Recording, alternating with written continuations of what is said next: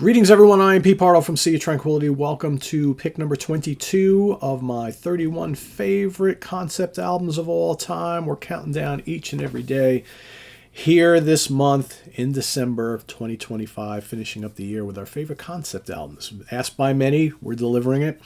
These are these albums that have a central storyline that permeates the entire album, or maybe there is a certain theme and all the songs kind of tie into that theme. Maybe it doesn't follow a storyline, but it's a theme-based type of thing. So remember, it's got to be consistent across the whole album to make it a concept album, right? So today, for pick number 22, this is an album that was released February 27th, 2015. 19, I always keep wanting to go back into the 1900s, right? Recorded at No Man's Land Studios in Hemel Hempstead, as well as Air Studios in London, Angel Recording Studios in London, East West Studios in Los Angeles, produced by Stephen Wilson for K-Scope Records. I'm talking about Hand Cannot Erase. One of the most beloved albums in the catalog of Stephen Wilson, for sure. On certain days, this is my favorite solo record from him. On other days, it may be something else, right? So I think it's a really, really good one, and I think it's held up quite well over the years. You know, this and The Raven, to me, are his best solo albums, like, without question. Just I go back and forth on which one I like a little bit more, right? So who do we have on this particular album? We have Mr. Stephen Wilson, of course, on lead and backing vocals. Mellotron, a lot of Mellotron on this album. Keyboards, guitars, bass guitar, all sorts of other things.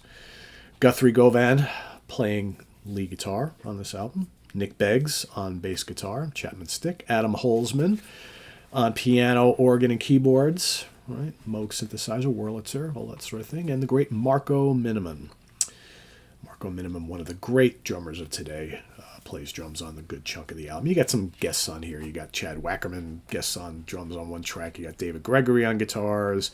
You got some guest vocalists. Theo Travis does a little bit of flute and saxophone on one track, right? He plays a smaller role on this particular album. You got the London Session Orchestra and, you know, some guest singers and things, you know, backing vocalists and things like that. So, yeah, pretty cool album. So the story here is basically about a young woman, a very popular young woman, I might add, who lives in a busy city.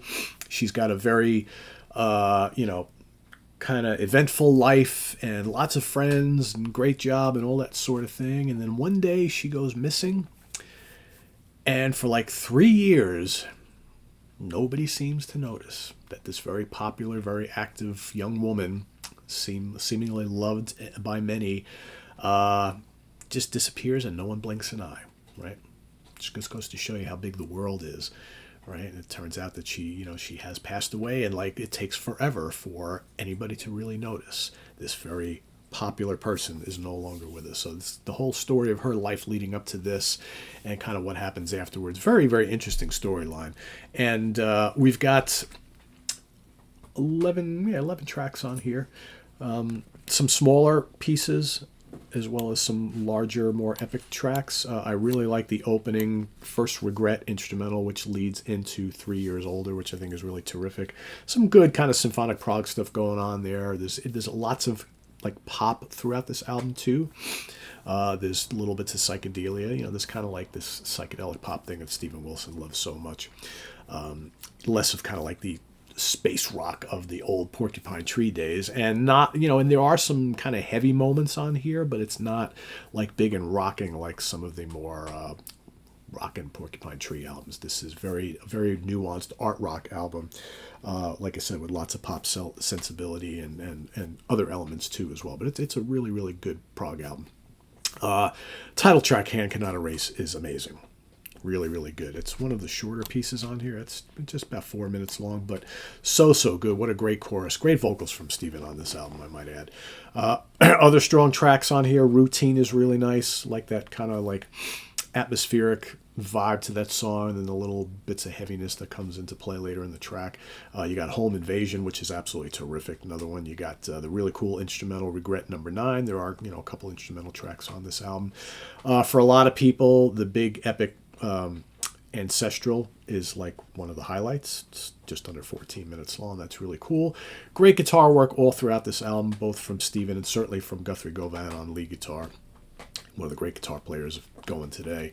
A lot of Mellotron and keyboards on this album. There's a lot of moody pieces, and the overall vibe and production of this album is just really, really good. It's like, for a guy who's always talking about how I'm not really a progressive rock musician and artist and whatnot, he certainly has made some great prog albums over the year, right? He always tends to downplay his participation in prog, but then he's gone on and remixed countless classic prog albums. He's done so many prog albums in his life. I mean, I get it. He doesn't want to be maybe pigeonholed by that. That I get. But, let's make no mistake about it. Steven Wilson has played in the prog genre for 35 years, right? Longer, something like that, right? So, so this is a really, really good album. Like I said, it's easily one of his best, if not his best album. And this album did pretty well. I mean, it charted just about everywhere. Number 39 on the U.S. Billboard charts, number 2 in the U.K., all right? That was the independent album chart, number 1 on the rock album chart, number 13 on the UK general album chart in Switzerland, number 17, Sweden 33, Spain 58, Poland 10, Norway 11, Japan 277. Why so low, Japan? Guess they don't like their prog there. Italy, number 29, Germany 3, France 47, Finland 4, Dutch charts number 2, Canada 24, the Belgium charts over in Wallonia 34, and Flanders 26, Austria number 12.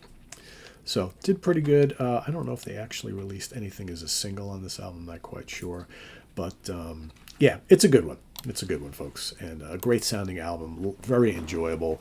It's lush. It's atmospheric. It's rocking. It's thought provoking. It's tender. It's emotional. All those kind of things, and great instrumentation all throughout. Great vocals. So Hand Cannot Erase from 2015 is my pick today.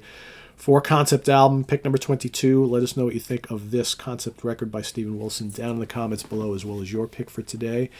And we'll see you tomorrow for another one as we go to number 21, making our way to number 1, right? Till then, visit us on the web at www.seatranquility.org. We're on Facebook, YouTube, and Instagram all the damn time. Please subscribe if you haven't already, and click on that notification bell so you get alert of all of our content as a post. And please do hit the like button before you leave. Also, down below, we got the links to our Ko-Fi page for channel donations, our merch page, our Cameo page, and the Sea of Tranquility membership options. They're all down below.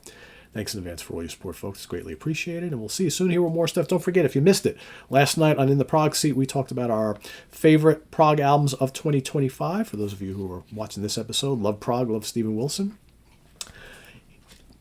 Spoiler alert, he didn't make any of our lists this year. But you feel free to put them in yours. But all of our lists for the year are our top 5s anyway. That's what we did on last night's episode. If you're looking for the full list from myself for the year for all of my top favorite albums, that we'll be doing that on the webzine on seatranquility.org in just a few weeks, right around Christmas time. So all of the writers on the webzine will be contributing their list for their favorite albums of the year, but we will be doing subsequent favorite albums of the year on all the shows on the channel. So Hudson Valley Squares next week, we'll be talking about our favorite hard rock and metal albums of the year. We'll be doing the same thing on the UK Connection, talking about our overall favorite albums of the year, and of course on 4 Fusion Friday, we'll be talking about our favorite fusion albums of the year. That'll be right at the beginning of the new year. So all these kind of wrap up the year episodes are coming. I will be doing my top probably 25 or 30 or 31. I don't know. I forget what I do. I think I do top 31 for 31 days of December, 31 days of Christmas, right? I'll be doing that over the next 2 weeks. I'll be delivering that before we go to Christmas break. So be on the lookout. That'll all be in one episode. I'll just be going through all my top 31 picks of the year. So stay tuned for that and more. I'm Pete Pardo. Thanks for watching, everybody. Take care. Bye-bye.